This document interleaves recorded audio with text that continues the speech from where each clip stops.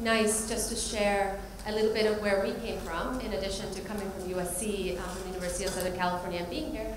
So we each prepared a little slide just to share something about our lives that maybe isn't in our bio. So this is me and my life. I am half Czech, half Nepalese. So grew up between Czechoslovakia and Nepal, and here you see me with my Nepali family when I was very small. I'm the person that looks odd in the little corner there. And this is me with my Czech grandparents celebrating my 9th birthday.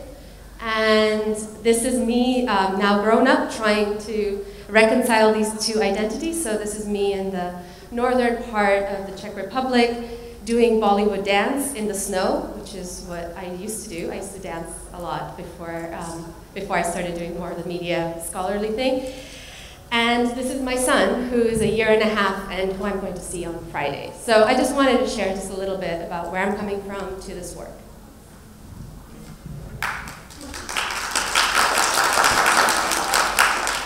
So similarly, I'll take you on my tour. That is the bottom here is my wife and myself in front of our building in Los Angeles. We live in a beautiful Art Deco department store that's been turned into housing in Los Angeles. That's a picture taken fairly recently of myself with my graduate mentor, John Fisk. So some of you have been asking questions about audiences and how they fit into everything. And Fisk really led me to start with the audience and ask questions from there upward, bottom-up perspectives on media, which is in some ways why this talk will contrast a bit with what you just heard. Here, that's a picture of me back at MIT, and if you look closely at the bottom, there is my icon, my avatar in Second Life. And then I travel the world, and that's most recently the picture of me in the mountains of Austria, having attended the Salzburg Academy that a number of us have just come from. And that's me visiting India last summer for 5 weeks, India and Indonesia for 5 weeks. So we'll move into the talk proper. So to sort of make the transition from Moses's talk to mine, I want to sort of think about what do we mean by media. And so the title of our talk is By Any Media Necessary. At the bottom, we sort of see Times Square as a mediascape heavily dominated by commercial media. I'm sure that if we look closely at the pedestrians down below, they may be texting, they may be taking photographs. There's still, even in this corporately dominated landscape of Times Square, various forms of participation, grassroots media being produced and distributed, often through networks established by commercial entities. So we don't get out of the commercial that easily.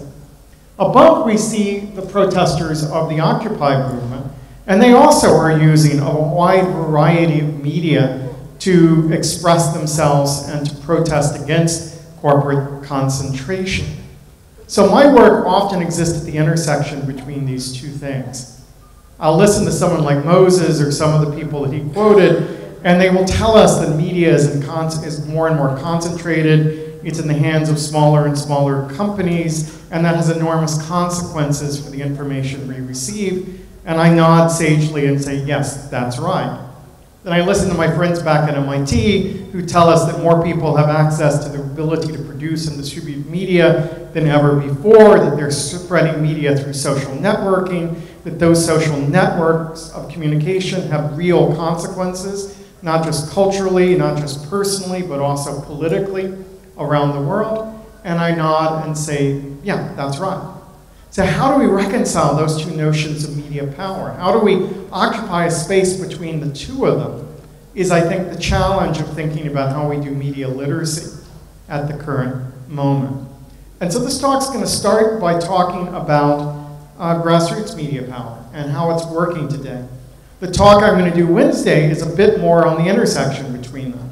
How do we take entertainment media or popular culture and transform it into resources we can use at a grassroots level to communicate protests and express our political beliefs on the world. So over the trajectory of those three talks, you get three very different notions, I think, of how media power operates. The talk about Grassroots power, though, I'm going to start with this woman, Nabila Noor. She's an American Muslim, 21 years old, lives in the United States. It was an unlikely political hero, let's put it that way. Noor has risen to some visibility, has developed skills and voice on the internet, and has become something of a minor YouTube celebrity because she does makeup videos. And I'm going to just play a sample of a little bit of her makeup video.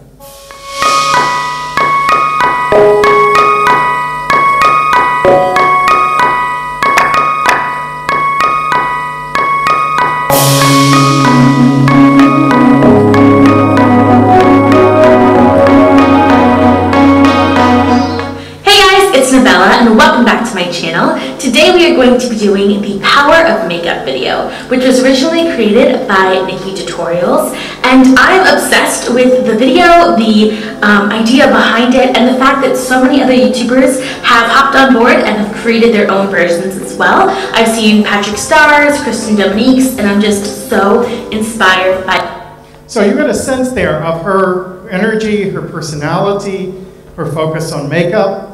And we can already say there's something vaguely political about body image going on in a video, and given the American beauty culture, for someone like Nabila to claim, to talk about makeup and how to create makeup for brown-skinned women, rounded-faced women, compared to the thin white ideals that Hollywood produces. There is a cultural politics there, but she became something more than that because she became increasingly upset with Islamophobia in the United States and the ways that was constraining her own life. And we'll play a bit more of the second video that she made. I am a Muslim American, and I am just like you. I was born and raised in this country. I work in this country. I believe in this country, and I pray for the safety of this country. I am an American through and through, and I'm also a Muslim. And as a Muslim, I believe that there's only one God, and that Prophet Muhammad was his messenger. I believe in 5 pillars: the declaration of my faith, prayer, pilgrimage, fasting during the month of Ramadan, and charity. These 5 pillars are the framework of Islam, and notice how they don't include violence or terror. I never thought I would make this video and talk about something so personal. Faith is such an intimate subject, and never in a million years did I think I would be sitting in front of the camera sharing my experience as a Muslim today. But the current social environment for Muslims today is not safe or just. Hate crimes against Muslims have increased dramatically over the past several weeks, and as a Muslim American, I felt like I needed to use my voice. When these tragedies occur, we Muslims are just as saddened as our fellow Americans. And we're heartbroken that there are people out there that manipulate our texts to serve their own sick, twisted agenda. After 9/11, a few of my friends told me that they were no longer allowed to hang out with me because I was Muslim. And that was one of my first brushes with Islamophobia, and it was the first time that I had felt outcasted for who I was.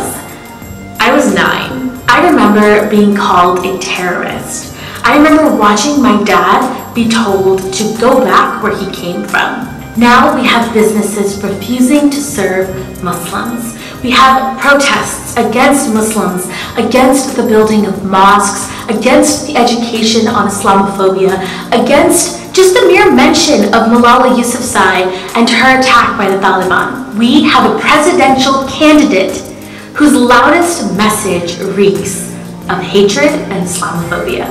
We have a cultural landscape in America today that frightens me to my very core. Turning on the news now is scary and oftentimes humiliating because the topics now include bizarre concepts like Muslims wearing ID tags or mosques being closed down nationwide. Going online now is the most eye-opening experience as I see tweets, statuses, and articles openly sharing their disdain for my community. Honestly, the hypocrisy around me is so loud that it's deafening. When the Westboro Baptist Church pickets funerals and events with their hate speech in the name of God, their actions are not considered representative of Christianity as a whole. With the KKK still in existence with their hate speech and white supremacist agenda, their actions are not considered representative of Christianity as a whole.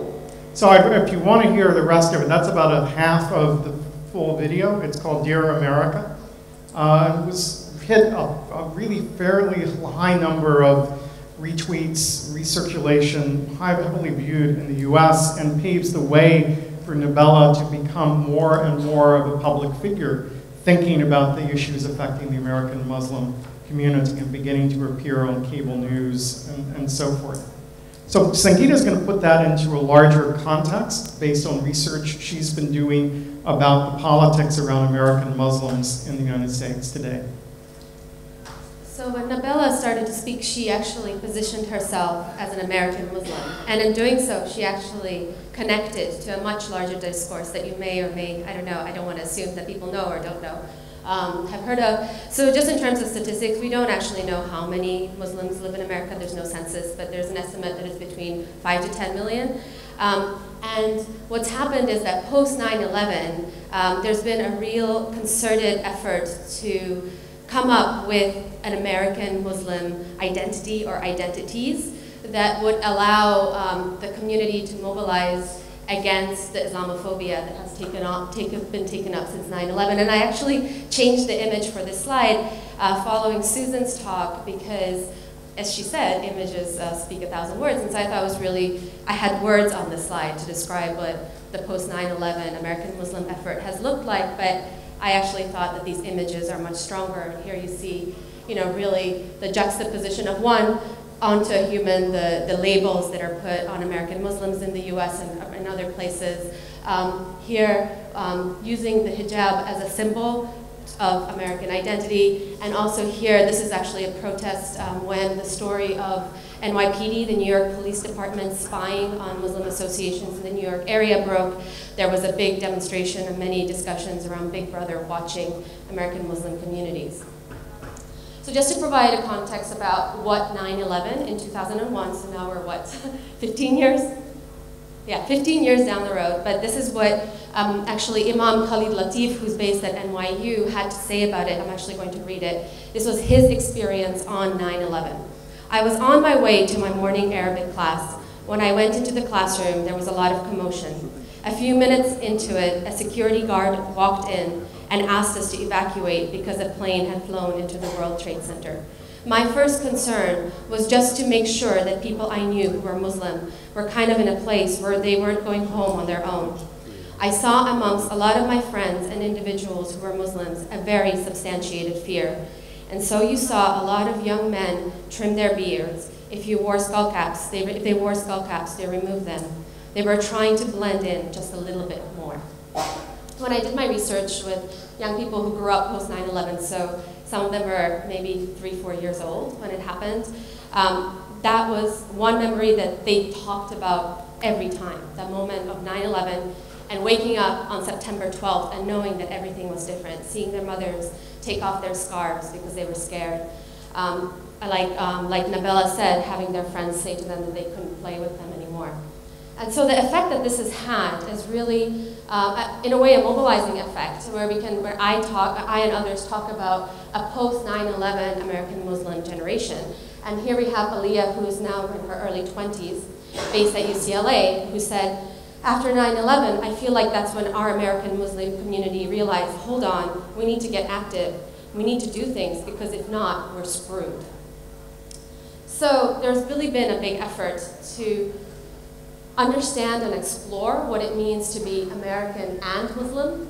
And this is a quote actually from one of the founders of the Islamic Center where I did my research, which is, home is not where my grandparents are buried, it is where my grandchildren will live. And this was Dr. Meher Hattout, who passed away. He was Egyptian by heritage, but founded the center in Los Angeles. And I think it speaks 1,000 words. It's basically about identifying what it means to be Muslim in the States and what that effort is. And so there's been efforts like what Amir Hussein has here, which is a book that came out, which really explores the history of Muslims in America, all the way to the slaves that were brought over, to the fact that President Thomas Jefferson owned a Quran and consulted it. and efforts to really situate American Muslims within American democracy. So here you have, this is the Eid al-Fitr event that was hosted at the White House. There were several hosted this time. And above that, you have a group of young American Muslims in the White House meeting with some of the top officials to express their perspectives. So what is this identity really about? Here we have Sarah Johari, who was about 18 when I interviewed her, and she said, being American and Muslim are not in conflict with each other. I will not apologize for the events that occurred on 9/11, as apologizing implies guilt. And Muslims, real Muslims, are not guilty of the horrific acts of terrorism on that day. Though I'm tired of constantly being on the defensive, I realize something needs to be done. I fear there will be another 10 years from now. I only wish for the day when I could hold up a sign that says, United, united we stand, and truly believe it. So, here we have another young person who actually talks about the fact that, in fact, her American Muslim identity is based in the US. She's now a third-generation young Syrian woman who has very few ties to where her parents came from. And she says, I interact mostly with Muslims in North America because I don't speak other languages. As an American and Western Muslim community, I think we're in the process of really defining ourselves as a community and as individuals. It's kind of a Wild West environment. And when she talks, Wild West means you need to try out what that means. And when she was referring to the Wild West, she actually was specifically talking about online spaces, which of course we also talk about in terms of radicalization, but for the American Muslims that I talked to, this was a space where they were really able to explore their identities, and they were not able to explore them necessarily in other places. And here Irshad explains that. Anonymity online helps because you can have more open conversation that you would have if you knew this person was part of an institution. In that case, you can have those uncomfortable conversations that you can't have within your Muslim student association or a mosque, where it can cause reactions and people may get offended and leave. So the online spaces and using media that young people have access to, like Facebook, Twitter, have really been very important for the young American Muslims to find their voice and to express who they are. I'm going to return to this idea of voice and what it meant in the American Muslim case later in the talk, but I wanted to actually turn it over to Henry so he can situate the discussion of voice more within our other broader work. So, voice we're defining as the ability to give expression to your own identity, to tell your own story in a way that touches other people and has often political consequences. So what we're finding is that a generation of young activists have found their voice through social media, have found their voice online. And we can think about Nabella learning to articulate and present herself to her camera, creating an audience, and in a certain moment crossing over from makeup to politics. And that crossover becomes a step into the political sphere. The question is, when does voice become influence? So we have people who are talking often online, not necessarily being heard by people in positions of authority, often drowned out by the mass media, the concentrated media we heard out earlier. So what we have to do is think about those connections. What is it that allows us to move from having a voice as an individual in a social network to having a voice collectively in the political sphere? And that's really what everyone, I think, who's looking at digital politics today is trying to understand. So one of the things that we've discovered in our research is that young people who often speak outside of larger organizations and networks typically get frustrated, feel put upon, feel ineffective, walk away. That they may speak out as individuals, but where we've seen success has been when groups have mobilized young people to make a difference. And some of the things we're seeing these often informal, often non-hierarchical, often dispersed networks perform is to identify issues, propose mechanisms or strategies, invite participation, provide shared frames and languages, provide space for political discussion outside of the everyday space where people often don't want to bring politics into school or the family or the mosque or their church, that those conversations are difficult in some spaces. These create spaces where those discussions can take place. They spark what I'm going to call the civic imagination, and they amplify that voice by bringing people together, allowing voices to be heard in a collective way. So Nabella was lucky. She was already a YouTube personality with a follower, but if she had been simply another American Muslim youth speaking out, unless she had a network, it's not clear how far that communication would have spread. So when we look at some of the political movements that have created news around the world from America today, they often depend on these kinds of organized discursive communities. Here we see the Occupy protest again in New York, and I happened upon a group of Occupy one day, all dressed up like zombies, protesting the undead corporations that were kept alive on the lifeblood of the people. And they were immediately surrounded by people with cameras on their cell phones who were snapping their pictures and texting them out and sending them through social media and sending them through Twitter. There was a whole apparatus of publicity that emerged around Occupy that got those voices out in a variety of ways. Now, if you looked on Fox News, say, concentrated media, you would see almost no coverage of that. If you looked at YouTube, corporately owned platform, you would see, in fact, we found hundreds of thousands of videos produced by Occupy members that circulated through Facebook and other corporately controlled platforms, but their content was emerging from grassroots media producers. More recently, we would look at, for example, Black Lives Matter as another example of an organization that is using social media to coalesce and protest. And there, the use of the hashtag Black Lives Matter allowed them to accumulate a series of incidents that might otherwise have been treated as local events involving police and black youth. Those stories would have been treated individually, they would have been isolated incidents. Instead, the repeated pattern identified by that hashtag has forced people to think in a larger way about systemic racism in the United States. So that ability to take collective action through social media is really important. It's difficult, so when we look at the stuff around the world, we see that social media's role is often either exaggerated or trivialized, right? So either it's Twitter that overcame the military and the political leadership of various countries around the Middle East, right? Where it's either a hashtag-based Twitter revolution or the idea that this had no consequence whatsoever. And we think that something is in between. We certainly don't want to deliver the idea that the only good things come through social media. So in the US, we've seen incredibly racist and offensive images and misinformation about the Obama administration circulate through social media, including a variety about his birth certificate. At one point, as many as 20% of the American public erroneously believed that Obama was not born in the United States. And we've seen that directed specifically about him because his father had some Muslim background. He's accused of being a Muslim, which in the context of Islamophobia leads to very strong backlash. And so we've seen this kind of misinformation about his religious belief, about his background, circulate through social media, and hate speech emerge through social media.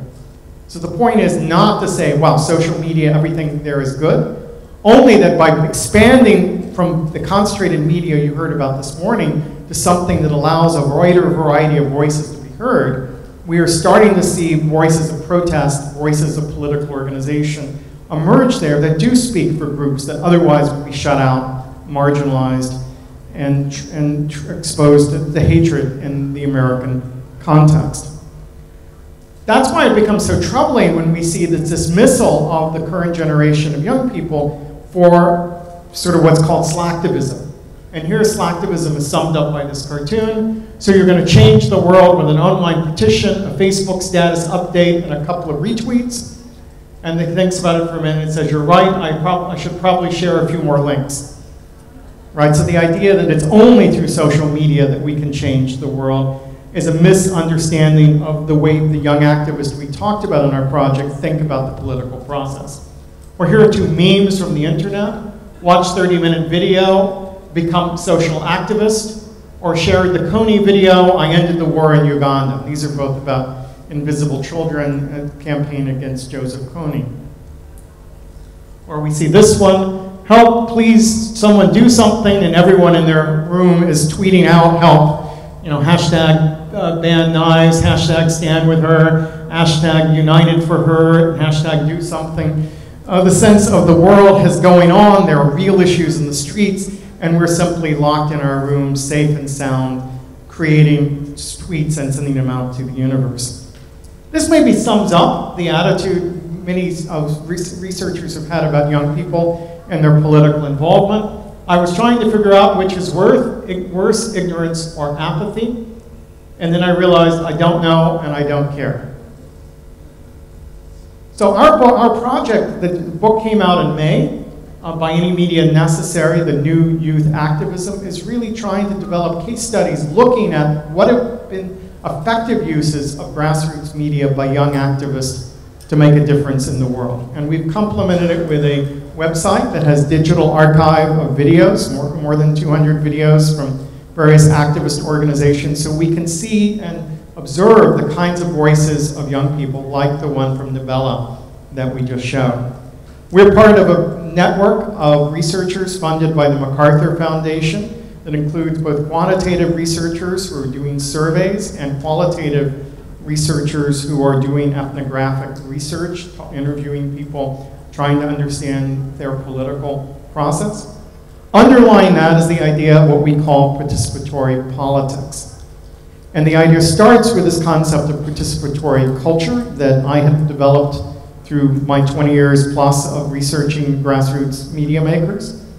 And what we mean by participatory culture is one where there are relatively low barriers for engagement. There's strong support for sharing what you create with others. Where there's informal mentorship, often the most experienced participants spread and help newer participants learn.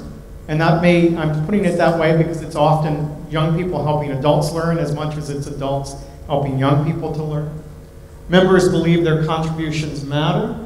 They care about each other's opinions of themselves and their work. This is the kind of ecosystem for participation that emerges in some successful online communities. So not every member must contribute, but all must believe they're free to contribute when they're ready, and that what they contribute will be appropriately valued. So this slide, by the way, is an illustration of participatory culture.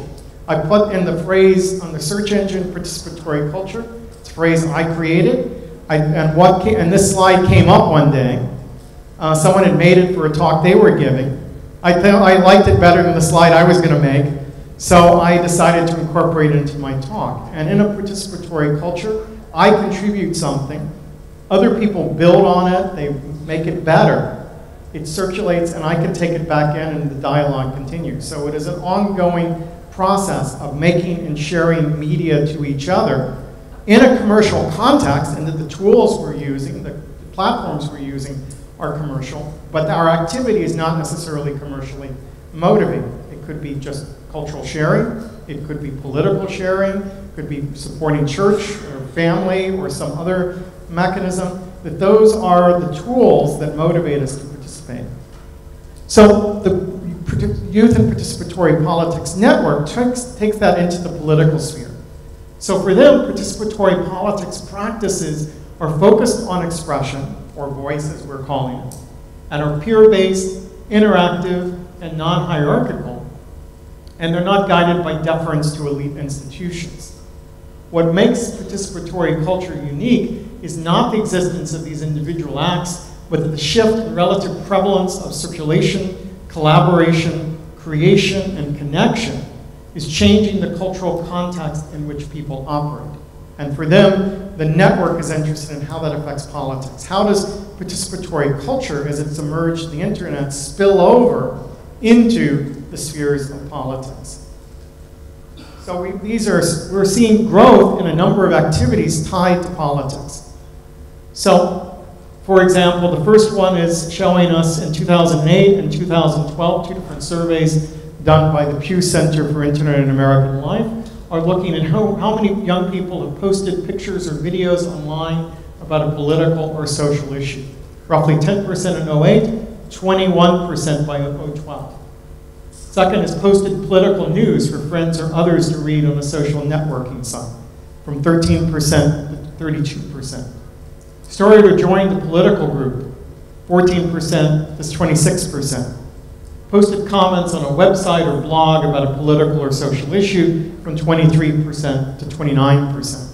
And these numbers, we believe, will have continued to grow. When we get the next set of data, we'll probably see a more substantial increase.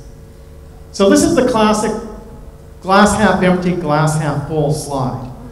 Right? So if you look at the glass half empty slide, we see that 34% of American youth had done nothing political in the 12 months prior to when my colleagues did their survey.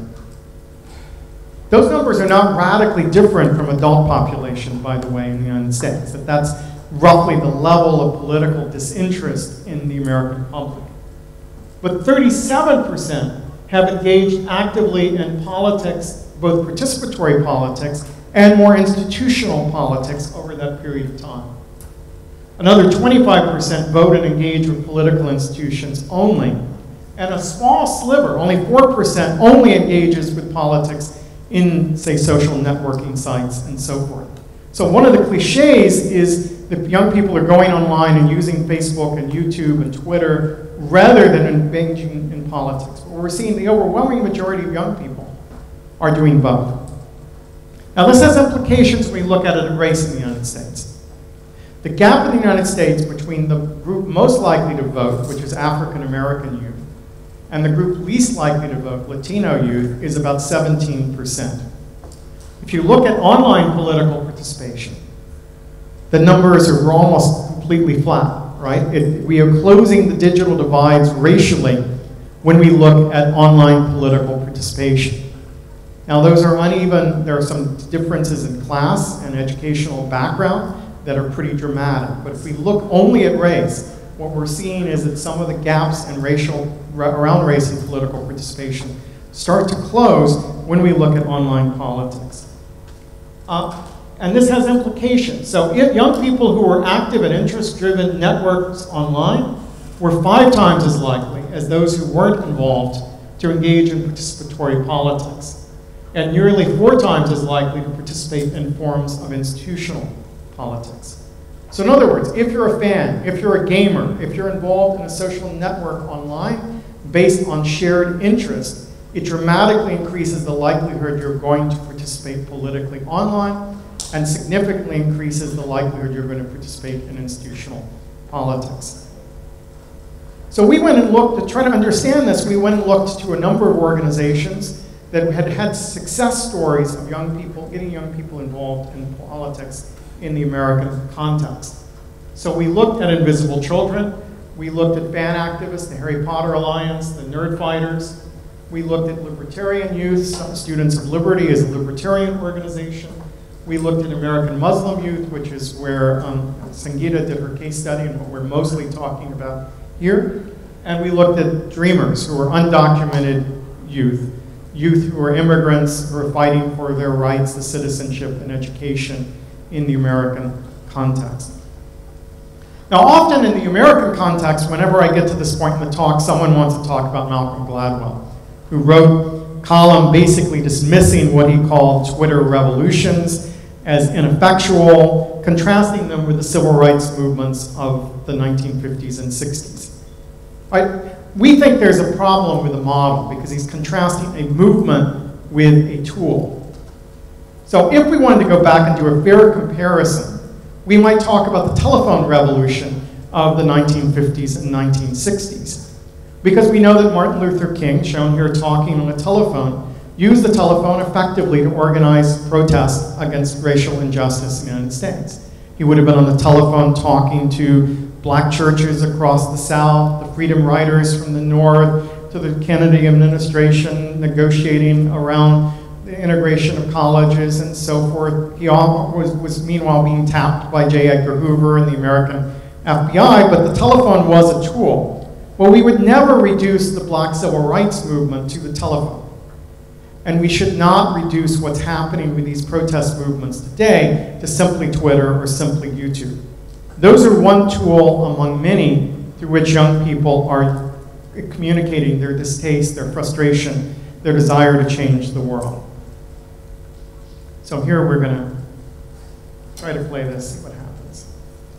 Something that we always say is immediate justice means create by any means necessary. So if you have a camera, use that to tell your story. If you don't have that, you've got a pen and a pad, you can write your story. If you don't have that, you can just literally speak your story.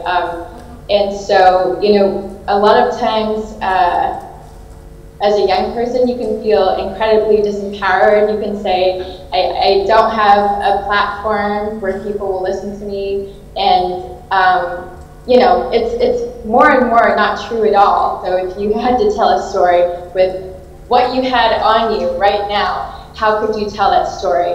And then you start to hear things like, well, my ironic t-shirt is telling a story, my crazy hairstyle says something about me, you know, the way I wear my sneakers. And so the definition of media really starts to expand. And so, I mean, I think it's definitely something that we're always talking about because constantly, there's a lack of resources in our communities. And so it's really about figuring out how to tell our own stories by any means necessary. All right, so that's Tani, who is a young feminist, runs part of an organization called Immediate Justice, which does sex education videos from a feminist perspective. And we found that comment a really powerful summation of what it is to fight for change when you don't have the resources of a Fox Corporation behind you, when you are really using the tools that are available to average people to try to bring about social change and fight for social justice. And she ends with that reference to the phrase, by any means necessary, in which we turned it to by any media necessary.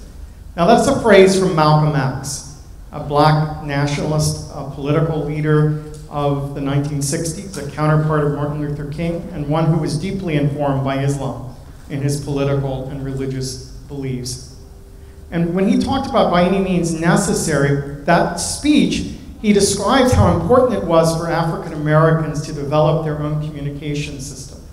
How important it was to have media and newspapers in the hands of the black community because they did not trust white corporations to tell their stories to the world. He also talks about the power of young people collectively to change the world. So for us, it's a tribute to Malcolm X that we've sort of paraphrased his by any means necessary for the title of the book, because that's the spirit we're seeing from these young activists around the world. Now, one of the things we've observed is this idea of genres of participation. That is, how do you create a space, if you're trying to create a mass movement online, how do you create context where people can learn how to do politics? How do they know what the script is? How do they insert their story, their voice into a larger frame that's going to have bigger collective impact? And this is a concept from some sociologists, Dufresne and Patriarche, who talk about a genre of participation as a type of communicative action recognized by a community as appropriate to attain a specific objective. So it's about social constructs, collective conventions. A script will tell us why, how, who, what, whom, when, where we should participate, and allows us to direct our attention toward a common cause. So let me use an example from the Black Lives Matter movement. One of the things that these young black men were being killed in the cities by police. The newspaper reporters were going online and finding photographs to illustrate their stories, and they seemed to always choose the one that made the young black man look the most criminal, the most thuggish, right? And they used racial codes and so forth to select the image, and they ignored those other images there that showed them with their family or at school or so forth. So the Black Lives Matter movement said, let's just dramatize this. Let's get as many people as possible to share photographs of themselves and put on one side story and images that showed them as respectable according to the norms of the white media, and on the other side show them as kind of scuzzy, thuggish, or whatnot. And so they put up photographs with the hashtag, if they gun me down, what picture would they use? And what we see here across a number of different faces, a number of people's lives, were able to tell their story in this way and to call out the mass media and the ways they covered this police violence directed at young black men and women in the American context. So that they were able, again and again, to dramatize this contrast, the power of images that Susan talked about yesterday, and how we construct people's identities. There's a similar kind of project that's been done at universities across the country. Starting at Harvard, people hold up a sign that says, I too, or use the hashtag, I too am Harvard, and they hold up signs that describe racist things that were said to them or about them by faculty or fellow students at being Harvard. The messages they get on a regular basis, they don't belong at a school like Harvard. So this sign says, you don't sound black, you sound smart. And you can see why that would be a cutting remark directed at this young woman. But the power of taking those remarks, owning them, projecting them back, calling them out, and having a platform that supports your expression in that way is one of the tools these organizations have developed in the digital age. So Sangita is now going to go much deeper into the American Muslim movement, how they have used tools of new media to challenge some of the conditions post 9/11 that she's described to you. Let Henry get a glass of water. So what I'm going to talk about, I'm going to return to the American Muslim case study that I introduced before and just give you a little bit more context about it. To get very specific, I did this research between 2012 and 2013. I looked at several groups that were all affiliated with a nonprofit called the Muslim Public Affairs Council, which is based in Los Angeles and Washington, D.C. And they have a sister organization which is called the Islamic Center of Southern California, which is based in Los Angeles, and that group has a Muslim youth group where I actually situated a large part of my work. So that was my entry point. And then after that I connected. The way it worked is that this formal institution in a way was an entry point into meeting people, but in fact, what was really interesting about this case study, going back to Henry's observations around how youth work by any media necessary, there was no central organization for the work that I'm going to be speaking about. It was a group of networked activists that were affiliated with different groups that were in fact coming together on a need-based basis to mobilize around actions. Just to sort of, I'm not going to dwell on method, but it was an effort that was quite formal. It involved interviews, observations, participation. I went to DC with them. You saw that picture in the White House. I was in there, which was actually a moment where I was very excited. I'm in the White House. So then there was a lot of media analysis. So what emerged out of that was really that young American Muslim youth move in the communities that I looked at, move between a mode that is trying to negotiate the impulse to engage in storytelling around their Muslim American identity and is dealing with a constant specter of surveillance, understood on multiple levels, and I'll explain that. And in fact, this picture I feel is very kind of double-edged because it tells that story.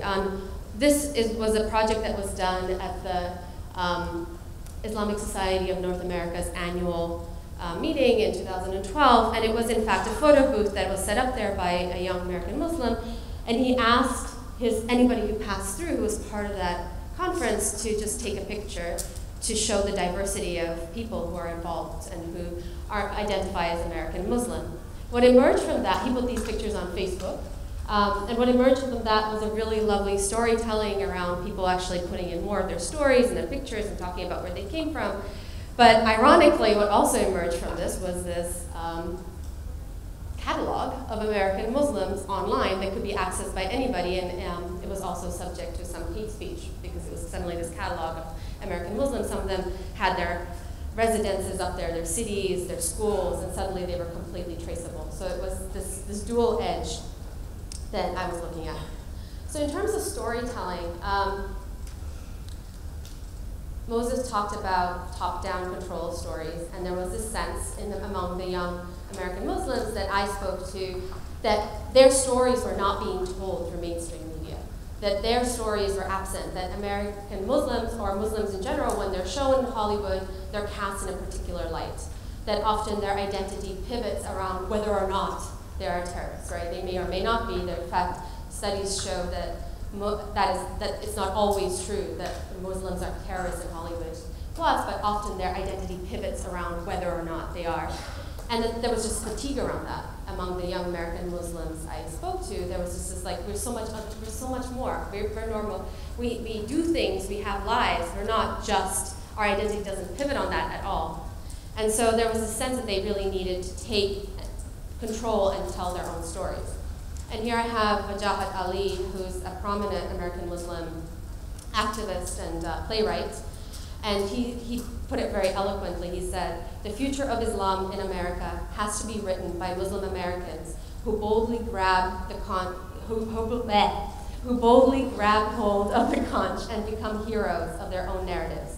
We can no longer exist culturally isolated cocoons or bury our heads under the sand, waiting for the tide to subside on its own.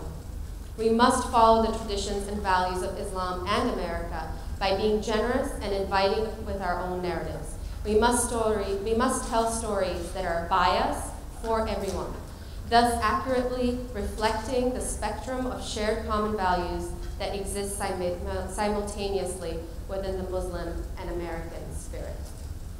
So there was this impulse to really just get your story out there, to tell your story in whatever way necessary, as Tanya was talking about. But the flip side of that is that there's really a climate of privacy and surveillance concerns, I would say among many youth, but among the American Muslim youth that I met specifically. And that included fear of being surveilled by authorities, especially if you started to get involved in activism.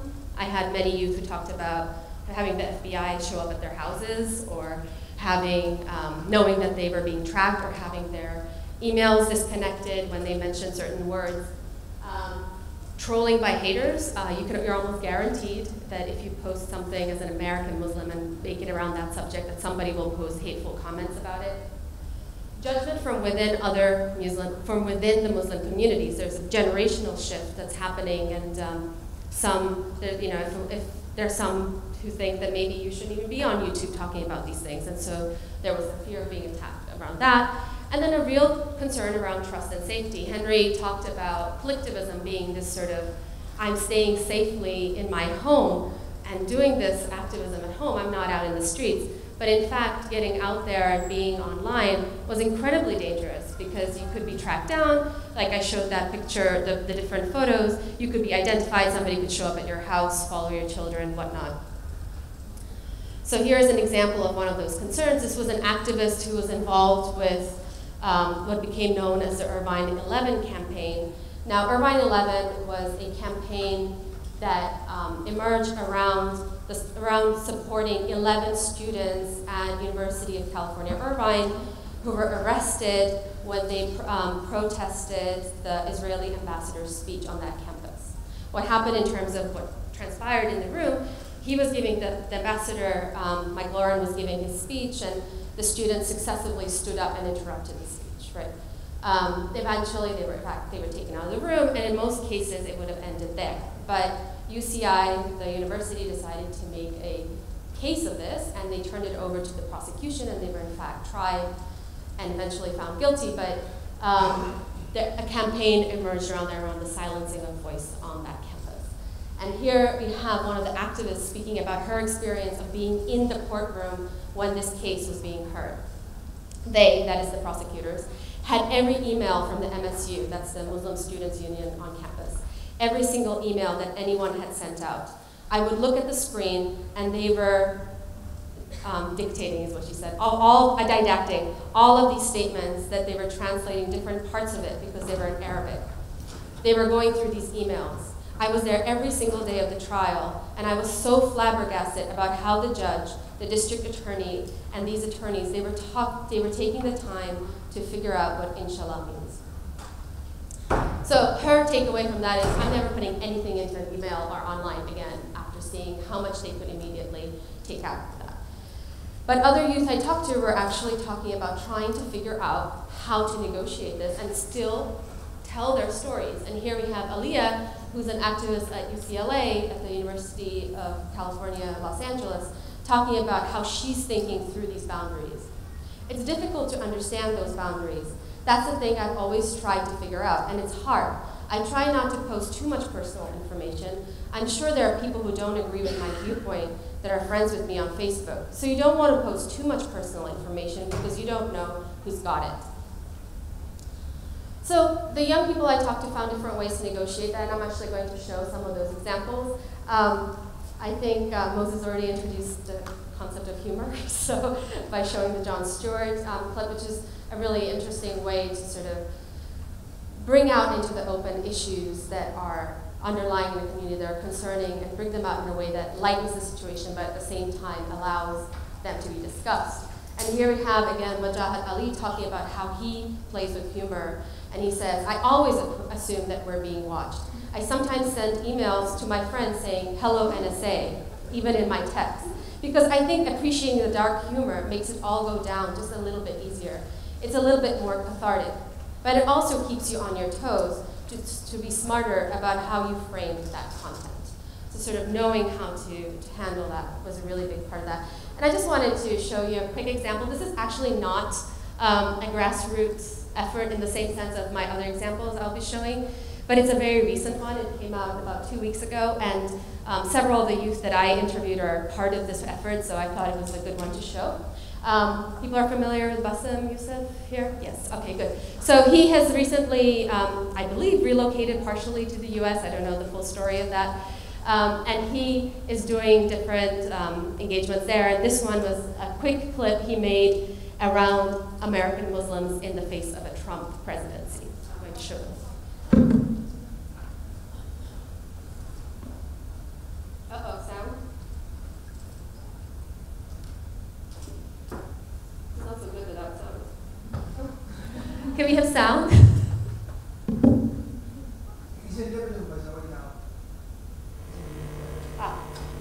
Now that Trump's nomination is official, it's time that we Muslims start facing the possibility of us living under King Trump come November. What will that be like?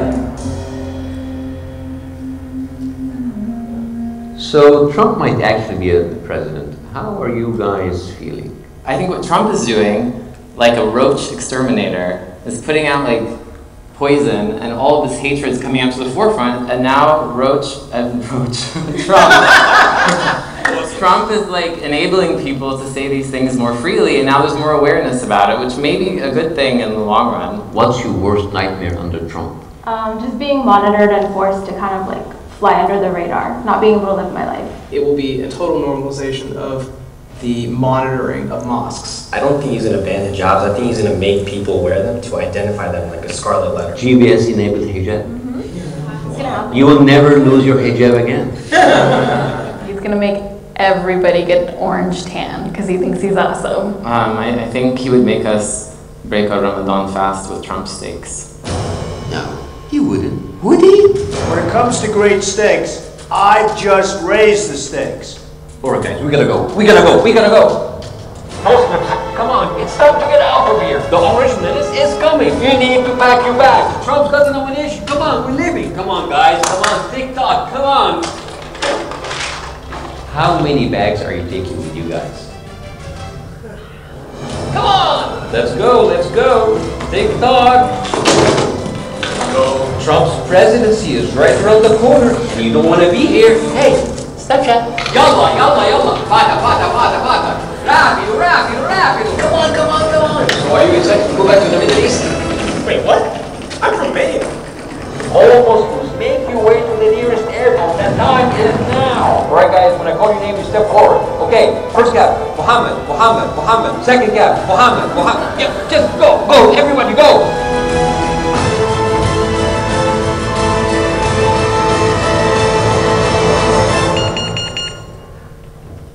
It was too late. We were already on the no-fly list. On to plan B.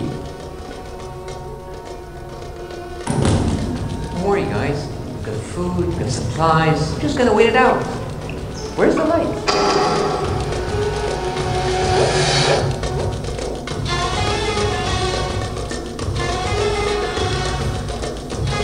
Really? Yeah, man, the gringos are scared too. You guys are over there.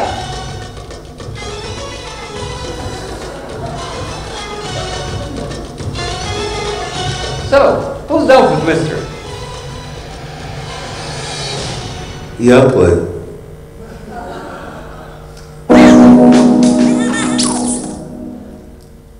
Okay, so there's a lot going on in this clip, right?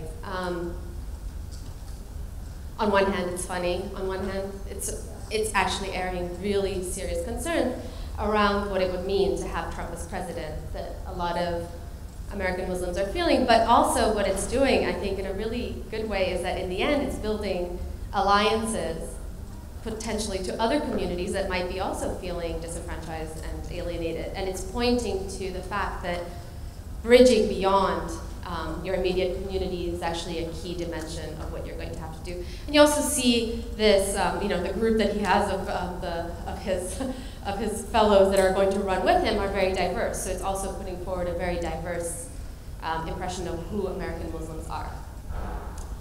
So it really starts to do a lot of the work that I saw a lot of the American Muslim youth doing on a much more by any media necessary level. And here Bob summarizes this idea. I think it's time to tell the story of Muslim Americans. You should be confident enough in your Muslim identity that you should be like, I'm a filmmaker, I love politics, and I'm a Muslim as well. I think that type of integration needs to start happening within the stories we tell. So American Muslim identity is incredibly politicized in the United States. The only way to combat that is to stretch that, to show that American Muslims are many other things. So in fact, a lot of the projects I looked at were really trying to do that. And they're doing that on different levels. The first one I want to talk about is actually directed at a media corporation, at TLC, which is a TV station or TV channel in the United States. And it emerged around a show that, a serial that was called The All-American Muslim. Did any of you, didn't go very far, I don't know if anybody, yeah, I didn't think so. It aired, it was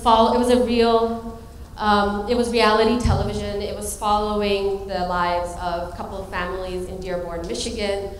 And it was really trying to show their everyday lives to the point where it was, in fact, really boring. And it was critiqued. It was just like really, really dull because they were just walking around, going to get ice cream or going to go home or deciding what to wear. Nonetheless, so it didn't really do very well, but nonetheless, it sparked a protest from the Florida Family Association that it was a very dangerous piece of media to have on air in the United States because it was portraying Muslims as normal people, and that it would then result in lulling or mistakenly convincing other Americans that there's no threat in Islam, and that this was a very dangerous thing to have on air because it was so normal. And they started a boycott asking all advertisers to withdraw their funding for the show. Now, one company, LAU's, which is a hardware store in the United States, actually withdrew their advertising. They said, you know what, we don't want to be part of this show. And as Moses has shown, like there's like the house of cards. If you start to pull out advertising and money, the corporation's going to be under pressure around that show. So American Muslim youth organized a LAU's boycott, which it was a grassroots effort which took shape over 24 hours online and through telephone conferencing, going back to Martin Luther King, to boycott LAU's and get them to reinstate their advertising for the show. So that was one thing that happened. Within 24 hours, there were all of these different campaigns that started out. YouTube videos, there was a hijabi flash mob that was organized inside of LAU's. There were posters, there were discussions, and it became this network, this mobilizing moment where, in a way, American Muslim Network identified itself by coming out with stories against this. The show actually went off the air anyway at the end of the season, has a kind of anticlimactic ending because it was not watched. It had very low ratings. So it kind of ended, but it did leave LAU's looking very bad in the media. Another project which was started by two young women who are in this picture here was called Love Inshallah. This was a a book project, but it collected the stories of young American Muslim women speaking about love and how they imagined love and how they found love or lost it.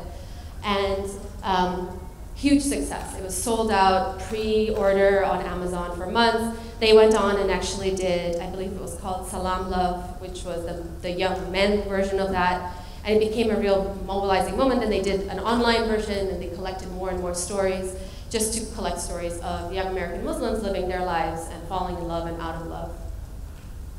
Another campaign that happened in the time that I was doing my research, which was a little bit more centrally organized, was called My Jihad.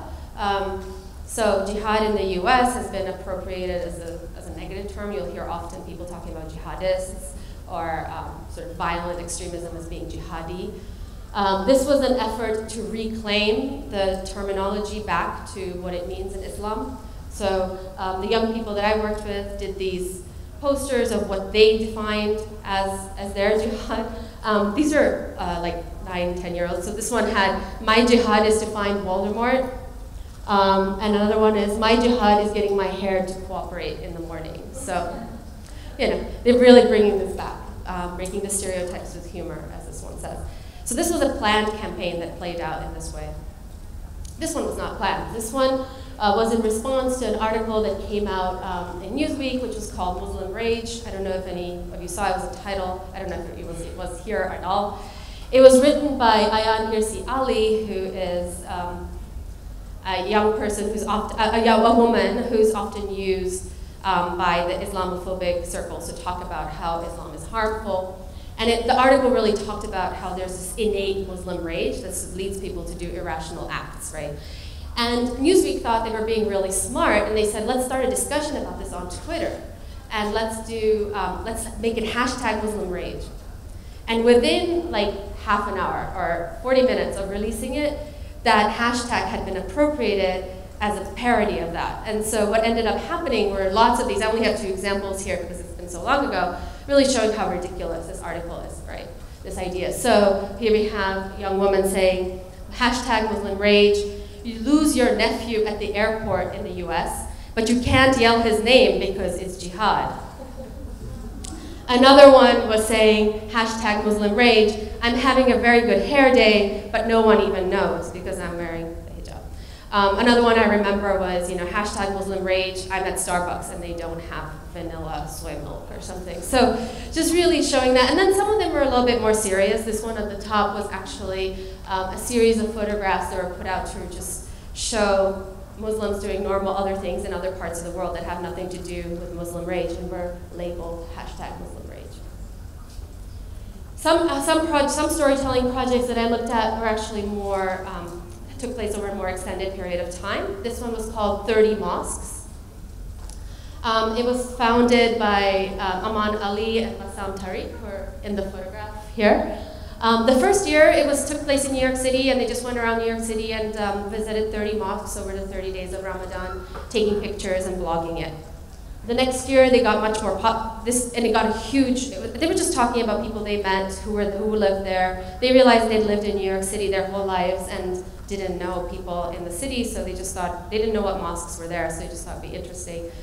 The next year, they expanded it to be over 30 states. So they visited 30 states in the US over 30 days, and they did that for 2 years. And as a part of that, they then explored also their own Muslim identities and what that meant and how they were situated within the American society, and also how they lived with other culture and with popular culture in the US. And this is a quick video that Aman made, because I think it was in 2012, I believe, when The Dark Knight Rises came out. Yeah, 2012, there was a Batman movie coming out on the first night of Ramadan, I believe, and he was really conflicted about whether he could attend it.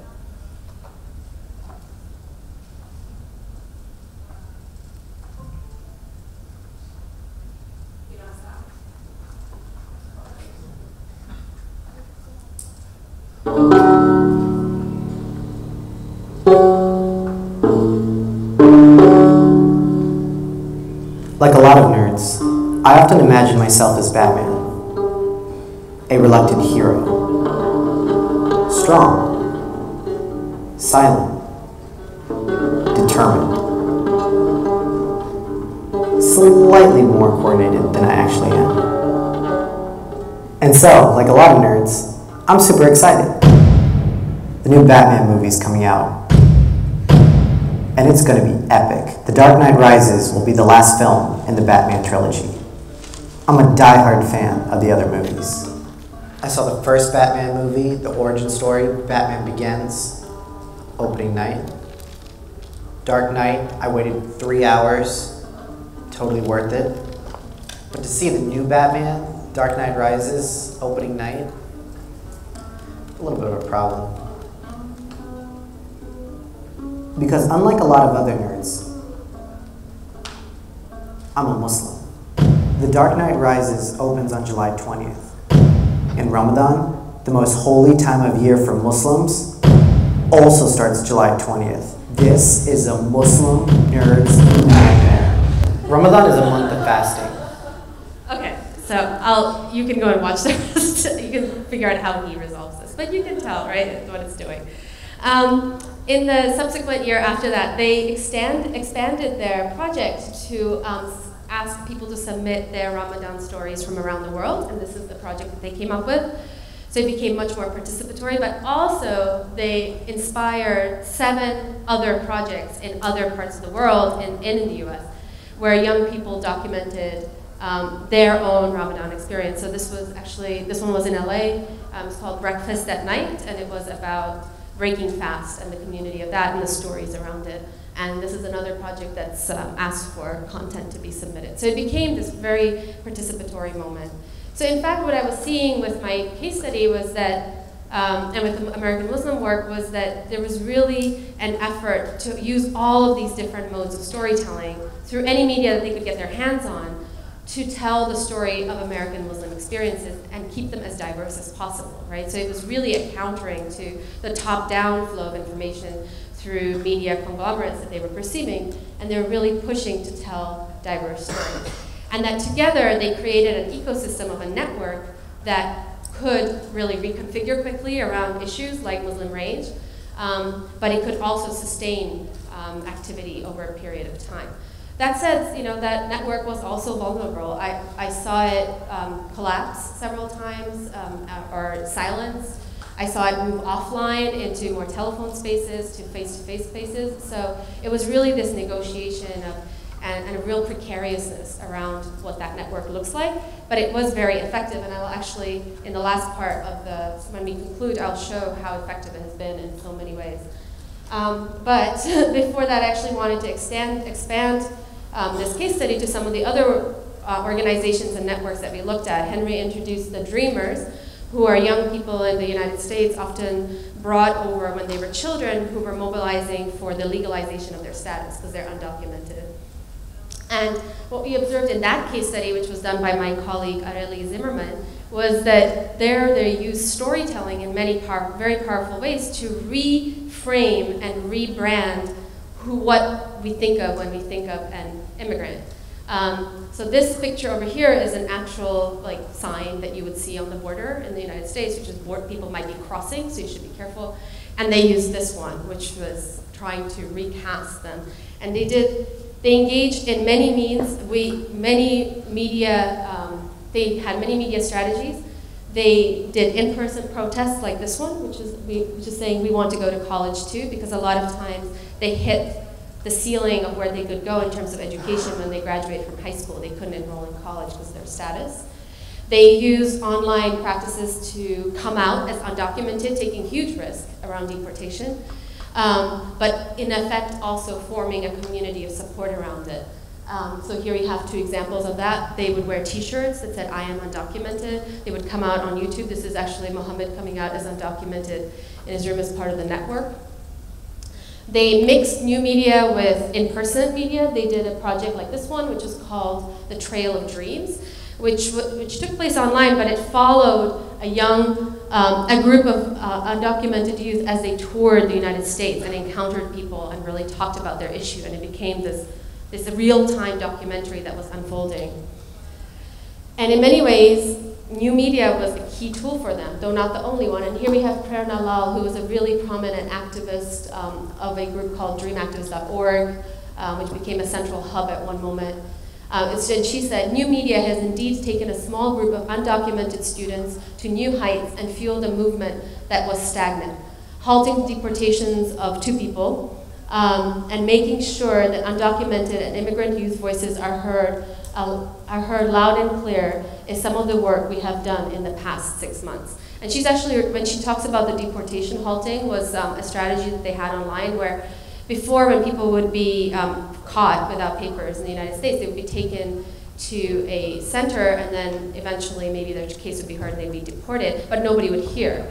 And one of the big pieces of what the DREAM activists were doing was that they were actually making sure that the news of that got out, and they were forming support and making sure that everybody knew and that they had legal representation. And arguably, they really shifted the discourse around what undocumented youth in the United States. And just to sort of show this as a recent example, because that case study was done a few years ago, and since then we've seen many evolutions of it. But this is something that just happened in the United States of Larissa Martinez, who's a graduating valedictorian, and making her speech here. Sound? High school in Texas didn't give a typical valedictorian speech at her graduation. Take a listen. After all of these years, I have finally mustered up the courage to stand before you and share a struggle I've had to deal with each and every day. Unexpected reality number 3. I am one of the 11 million undocumented immigrants living in the shadows of the United States. I decided to stand before you today and reveal these unexpected realities because this might be my only chance to convey the truth to all of you that undocumented immigrants are people too. I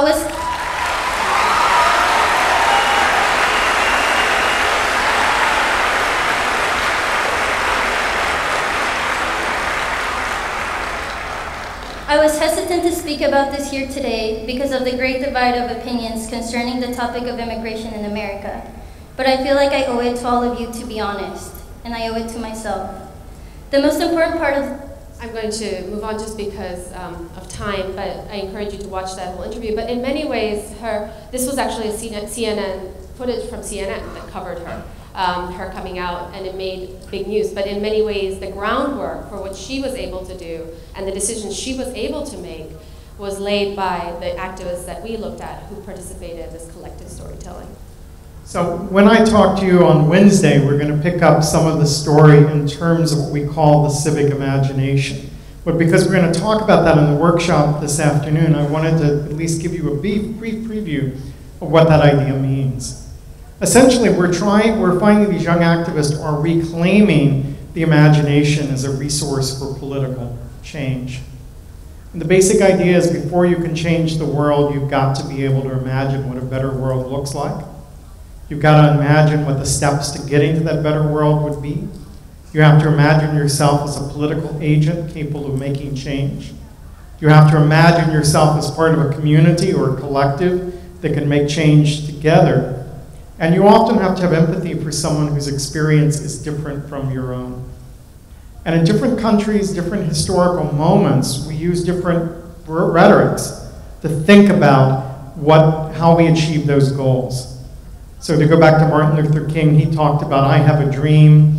He's talked about the promised land. He talked about crossing the River Jordan.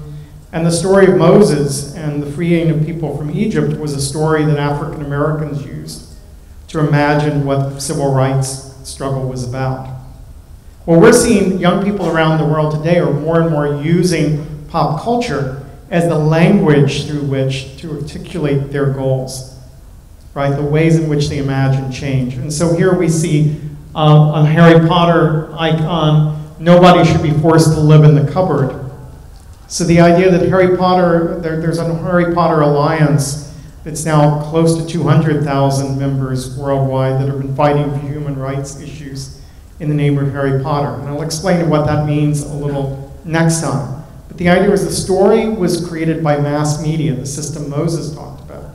It's appropriated and brought into grassroots media, and it's given new meaning as people claim it as their own and use it to tell their own stories.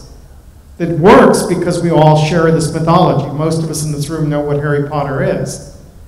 But because we are telling the story differently, it allows us to express something that was not there in the original narrative. We're seizing it as a resource for social and political change.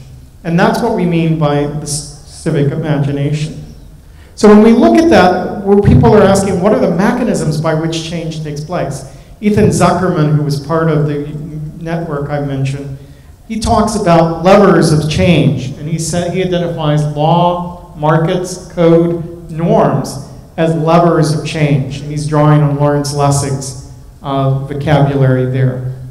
So what we're finding is many young people are frustrated by institutional politics in the US. They don't believe change is going to happen from government, but they're using media and storytelling to change the culture, to educate people. And so they're working on the level of norms-based change, far more than they're working in the level of law-based change in many of these cases we're looking at. Now, we mentioned Malcolm Gladwell, who sort of says one of the problems of digital activism is people aren't taking any risks.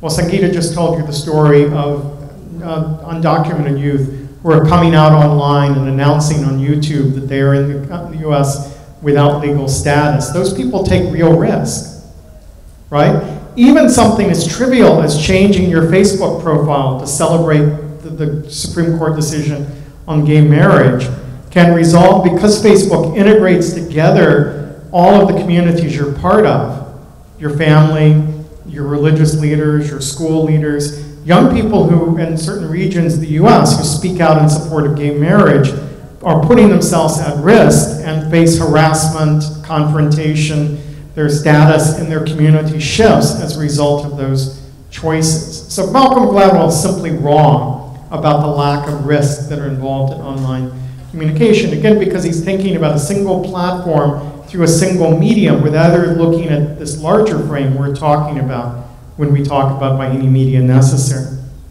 So I want to bring us back to Nabella, who we began with.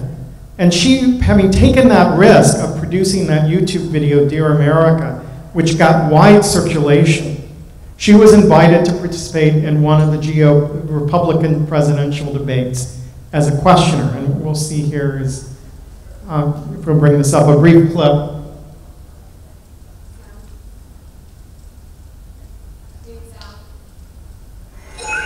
I'm Nabella Noor. I'm a Muslim American born and raised in the US who creates beauty and lifestyle videos on YouTube. In 2015, the number of hate crimes against Muslims in the US has tripled, and on social media, where I spend a lot of time, I've seen many attacks directed towards fellow Muslims. This culture of hatred is only driving ISIS to radicalize, recruit, and incite violence. As president, what would you do to address this toxic climate and promote increased tolerance in the United States? Governor Bush, how do you answer Nabila? Well, first of all, I think it's important that when we're running for the highest office in the land, that we recognize that we're living in dangerous times and we have to be serious about it, that our words have consequences. Donald Trump, for example, I'm glad I mentioned his name again, just anybody was missing him. Mr. Trump believed that in reaction to people's fears that we should ban all Muslims. Well, that creates an environment that's toxic in our own country. Nabella's a rising entrepreneur. She wants to pursue the American dream. She's an American citizen. She should not feel uncomfortable about her citizenship. She's not the threat. The threat is Islamic terrorism. We need to focus our energies there, not these broad blanket kind of statements that will make it harder for us to deal with ISIS. We need to deal with ISIS in the caliphate. We need a strategy to destroy ISIS there. You can't do that without the cooperation of the Muslim world, because they're as threatened as we are. And so I think it's important for us to be careful about the language we use, which is why I've been... All right, anyway, you get a sense of the response, maybe not the response she was hoping for, but that she was included in the national broadcast suggests some of the ways that voices online are being amplified or bleeding into the mass media scene. And so it matters whose voices are heard in that context. As it happens, Nabella was one of many young people around the United States who were rallying behind Bernie Sanders. And if you follow the election coverage in the US, you would see that much of Sanders' support, he came in second for the Democratic nomination. Many places along the way, it looked likely he might come close or pass Hillary in the number of vote delegates he got. much of that support came from people under 30, people who were using social media both to raise money and to raise awareness behind that campaign. And what we saw in the debates on the Democratic side were many of the issues there were those that had been raised by Occupy, by Black Lives Matter, by the Dreamers, and so forth, that were part of the national policy discussion. So I'm not going to say that more power is not in the hands of concentrated media. It absolutely is. But we are seeing messages bubble up from grassroots media, become part of those larger political movements, and having an impact on those debates. And to wrap us up, Sangita is going to point to a more recent example. Yeah, so we are now in the formal political space, so we actually wanted to bring in something that was fairly recent that you may or may not have seen. So the Democratic National Convention in the United States happened in July, and it featured a couple, Khizr and Kamala Khan, who lost their son in battle. And they came out and spoke in support of Hillary Clinton, and there are many parts of, I'm actually interested in a specific piece of what he said. He said, when he came out, Khizr said, "Like many immigrants, we came to this country empty-handed. We believed in American democracy, that with hard work and goodness of this country, we could share in it and contribute to its blessings," right? He then went on to ask Trump if he's actually read the American Constitution, said he would lend him his copy, and really directed his talk to Donald Trump. The next day, Donald Trump responded and said, "I'd like to hear if his wife had something, I wanted to hear his wife say something. Maybe she wasn't allowed to have anything to say," right? Among other dismissive statements he made, implying that women in Islam are silenced. Within hours, there was a response, which was #CanYouHearUsNow, which was American Muslim women speaking directly to Donald Trump, saying, well, we do speak. And actually, Kamala Khan went on to also post an op-ed in the Washington Post. But it was really these statements from American Muslim women saying who they are and what they do, and that they're in fact very able to speak. So here we have Rabia Chaudhry saying, "I train young peace activists on effective advocacy using storytelling, media, and social media," and it goes on. We have Alam Rabid saying, "I became a journalist to pursue transparency, to clarify misrepresentations that you shamelessly create. #CanYouHearUsNow." Another one, Muslim women, quote, "not allowed to speak," quote, question mark. "I gave a TED talk and got a standing ovation. #CanYouHearUsNow." Another one, "tired of the obsession with Muslim women and who you think we are and what we're capable of. We define us, we tell our own stories." And it goes on and on and on and on, right? And it just created a really uncomfortable situation for Donald Trump. And it was this moment that, in my view, was enabled by this ongoing process of storytelling that I was describing in the American Muslim space. That, in fact, many of the women that, here you see 4 of them, that I talk about, were prominent activists in the campaigns that I was describing. So they were, in effect, moving from campaign to campaign and existing within this network. So just as a final thought, we actually think this #CanYouHearUsNow is really interesting because it has a longer history.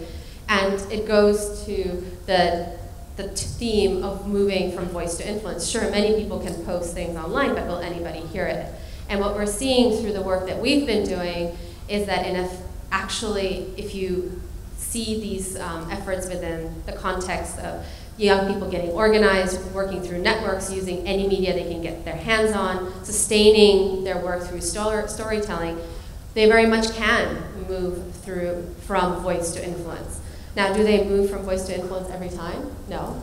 And I think that's what's actually really interesting about this, is asking ourselves, when does it work? When doesn't it work? In what context does it work?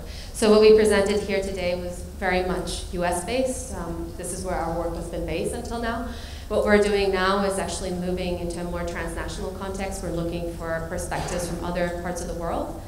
So we're hoping to take this work further to see what #CanYouHearUsNow means in other places. And I'll end it with that. Thank you. And we're a little over time, but we started late, right? So if there are questions, we're happy to. Yes, it is.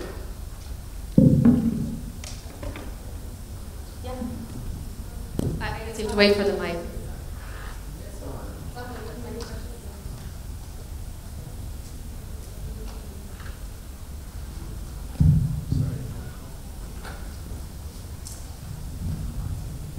I was interested in I'm interested a lot in storytelling and the line between journalistic storytelling and advocacy storytelling. And I wonder if there's any, I don't know if how you see that or if you see any conflict in that. And for example, the issue of, us telling our own stories, when journalists are working to tell other people's stories and give voice and witness to other people. So it's not necessarily a conflict. I guess the question is, was that an issue in your research, or did you make that distinction? I actually don't. I don't see them in conflict because I think, in fact, the youth that I was speaking to were working in response to or in parallel with other journalistic efforts. So sometimes they were completing the story that wasn't told.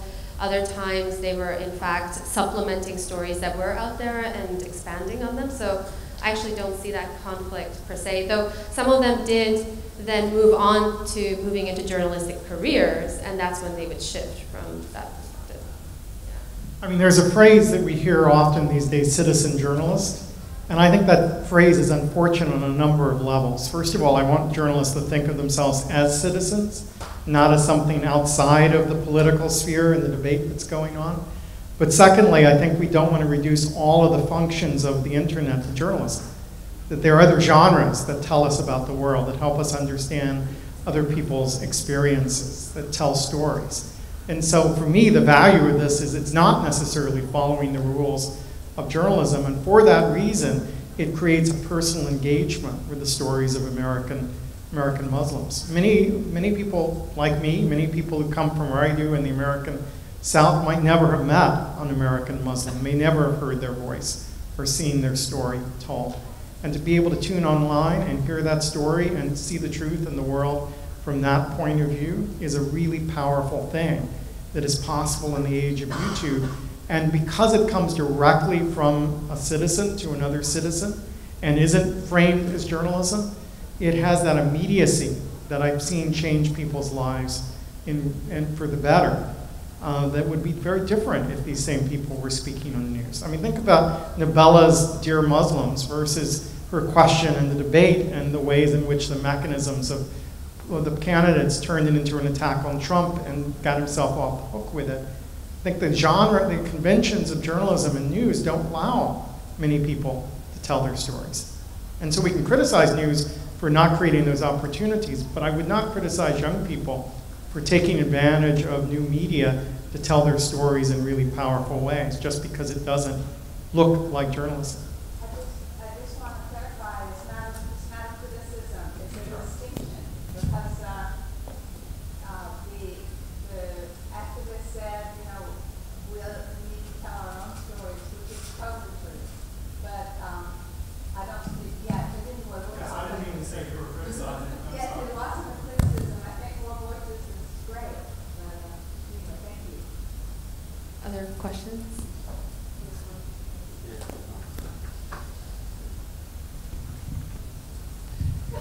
يعطيكم العافية على المحاضرة، كانت جميلة جدا. بس بدي أسأل سؤال لحضرتك وللدكتور.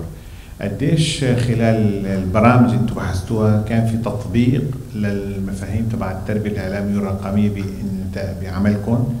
وهل أثرت قديش أثر مثلا تغيير مفاهيم لدى الشعب الأمريكي حول الإسلام وحول مفاهيم الإسلام؟ لأنه حسب ما سبق يعني بتعرفي حضرتك إنه في كان دول أو شركات أو مؤسسات غايتها تشوه الإسلام وتقدم الإسلام بالطريقة الغير حضارية، الإنسان المجرم، المسلم يعني القتل، الإجرام، الذبح، الإرهاب، يعني بكل المفردات هي. قديش قدر الإعلام يساهم بحد من هي الظاهرة؟ وقديش أنتم مثلا من خلال أبحاثكم شفتوا إنه في مجال التربية الإعلامية اللي إحنا قاعدين عم ندرب بشأنها والرقمية أخذت مجراها أو أثرت؟ شكرا.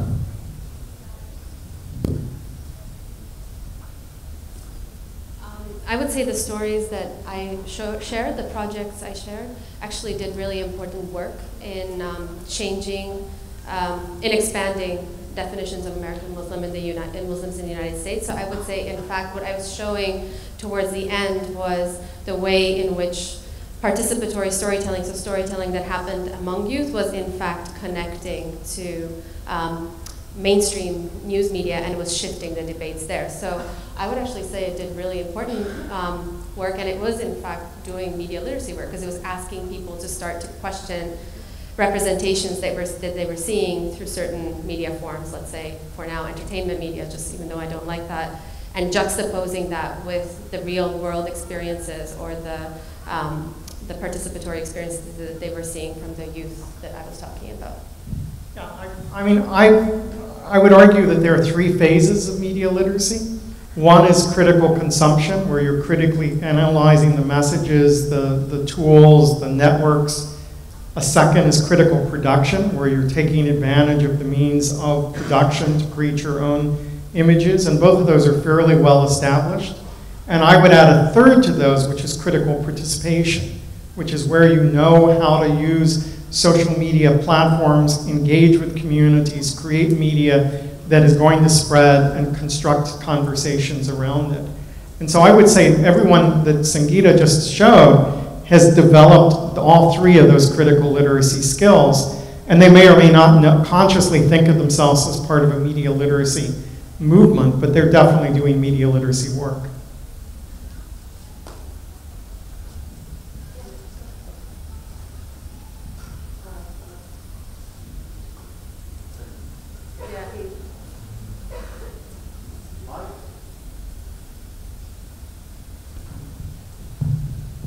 Thank you.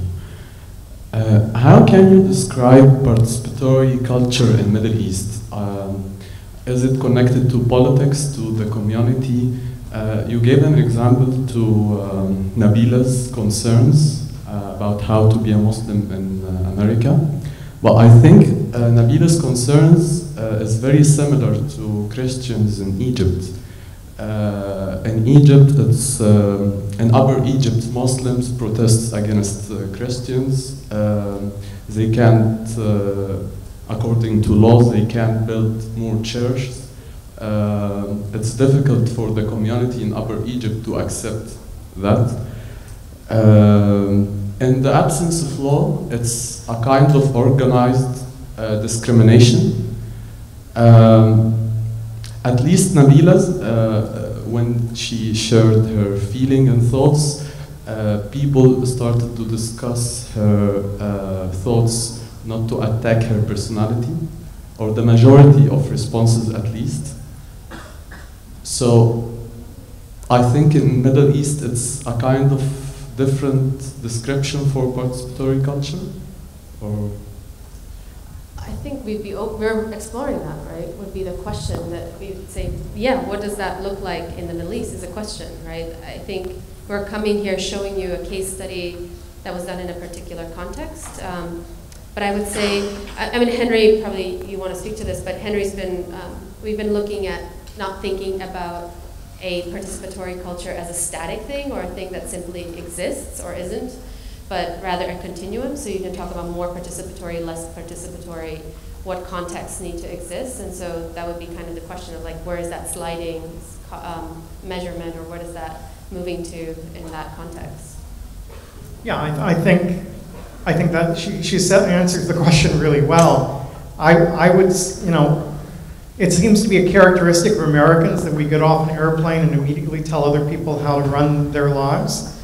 And I really try to resist that temptation. So I'm concerned about some of the things you're sharing here, and I don't mean to show concern, but I'm also here to listen and understand the circumstances that are taking place throughout the Middle East, and I want to learn more about what it might mean to do participatory culture and participatory politics in this context. I don't assume that the answers that work in America necessarily work in another cultural context, but we can learn from each other what is working in our own context, and through that maybe develop a deeper sense of the possibilities that digital media opens up for social change around the world.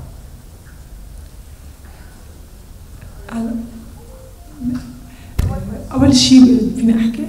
أول شيء بدي نوه بأفكار الدورة لأنه نحن بلبنان كتير عشنا هيك قصص. بدي أسأل سؤالين. السؤال الأول، الأفكار اللي عم بتنادي فيها التربية الإعلامية هي عم بتنادي بالإنسان، يعني دايما عم ننبش على الإنسان اللي فينا سواء لبناني أو مسلم أو مسيحي أو ما بعرف شو بتكون ديانته أو موطنه، فبالتالي نحن عم ننبش على الإنسان اللي عنا ونضوي عليه وقد ايه بنتشابه لنلتقي مع بعض. هل هيدا الشيء اللي انتم عم تعملوه هيدي فكرة فردية لأشخاص أكاديميين عم بينادوا بالإنسان اللي فينا يتقارب، أو هي عن جد سياسة أو عفوا أفكار مدعومة من سياسة أمريكية؟ وهذا الشيء بيكون كتير إيجابي إذا الدولة هي ممكن تساعد هذه الأفكار. الفكرة الثانية بدي أحكي تجربتنا نحن بلبنان من خلال لقاءاتنا مع محاربين سابقين لبنانية شاركوا بالحرب الأهلية. لما سألناهم ليش هالقد كانت الحدية أو الصراعات بيناتكم، قال لو نحن كنا عندنا وسائل تواصل وسمعنا قصص بعضنا كنا يمكن ما قتلنا بعض، لأنه كان الناس بعاد كتير عن بعضهم وما بيعرفوا تجارب بعضهم. فلما التقوا المحاربين قالوا لبعضهم لو نحن كنا بنسمع أخباركم انك انت مزوج وعندك اولاد وبشوف حياتك الانسانيه كنت يمكن ما حاربتك. فكره نقل التجربه كثير صح وكثير حلوه، ونحن بلبنان عم نعيشها هلا، عم نبلش نقرب مع بعض وجهات النظر لنتخطى مشاكل ثانيه، نرجع نعيد يعني نتخطى الحرب اللي عشناها وجعارنا عم نحكي حتى ما تنعاد.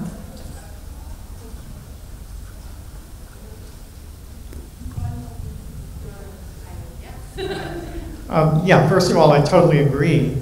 I mean, I'm certainly not here as a representative of the U.S. government, whose policies I disagree with profoundly on a regular basis.